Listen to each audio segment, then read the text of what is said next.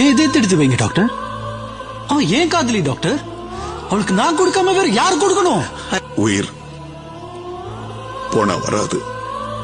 ஆமா சார், அவ உயிர் போனா திரும்பி வராது.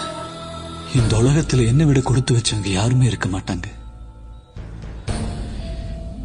என் இதயம் உனக்குள்ள துடிக்கிற வரைக்கும் நீ உயிரோட இருப்ப. என் இதய துடிப்பு என்னைக்கு நிக்குதோ அந்த நிமிஷம் மரணம் கூட நம்ம 2 பேருக்கு ஒரே நேரம் தான். நீயும் அழக்கூடாது. இதை விட நமக்கு என்ன வேணும்?